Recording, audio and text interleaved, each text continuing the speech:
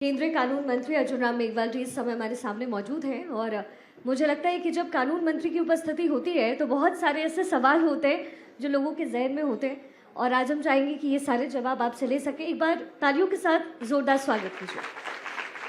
Thank you शिखा जी।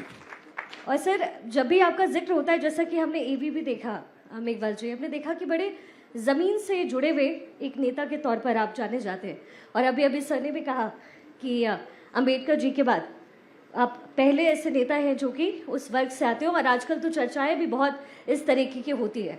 हरियाणा में जिस तरीके से अप्रत्याशित जीत आपको मिली है, सबसे पहला सवाल उससे जुड़ा हुआ है, क्या आपको भरोसा था कि ये जीत आपके सिर पर ये जो सहरा है वो सजने वाला है बीजेपी के? देखिए, आपने पहला ही सवाल बहुत अच्छा सवाल पूछा शिखा जी, उसके लिए धन्यवाद और बधाई।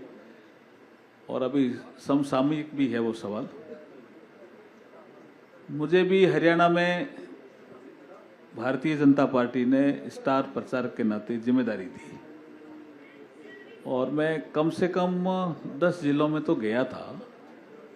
गुरुग्राम को विशेष रूप से देख रहा था और रोहतक में इनका, हमारे भारतीय जनता पार्टी का जो प्रदेश का कार्यालय है, उसमें मेरी 3-4 प्रेस कॉन्फ्रेंस भी हुई जी। जो मुझे लगा कि वहाँ जो वोकल वोटर था वो कांग्रेस ज़्यादा कर रहा था, लेकिन गुड गवर्नेंस और डेवलपमेंट का जो हमारा काम था, जो और जिसको फायदा हुआ था, वो वोटर साइलेंट था जी। तो जो सर्वे करने वाले लोग थे या जो हरियाणा घूम के आते थे, वो जो साइलेंट वोटर था ना, उसको पहचान नहीं पाए। हम जब फील्ड में थे तो हम सोच रहे थे कि भारतीय जनता पार्टी अच्छी पोजीशन पे बेहतर प्रदर्शन करेंगे। हम बार बार कह रहे थे, मैं तो बेहतर प्रदर्शन करूंगा, हरियाणा में बीजेपी करेगी, ये मैं कहता ही था। और मेरे क्षेत्र में मैंने कहा गुरुग्राम में हम करेंगे और चारों के चारों जीते। लोग कहते हैं चारों थोड़ी जीत पाओगे, तो हमने कहा चारों जीतेंगे।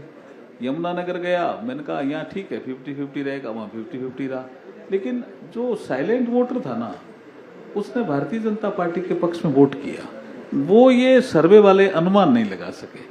हमें तो था कि हमने काम अच्छा किया है तो जनता हमें रिपीट करेगी। और जब से हरियाणा बना है तब से किसी भी सरकार को हरियाणा ने तीसरी बार लगातार सत्ता में नहीं बैठाया जी। ये हरियाणा की जनता का आभार प्रकट करते हैं कि उन्होंने भारतीय जनता पार्टी को लगातार तीसरी बार सत्ता में स्थान दिया। जी।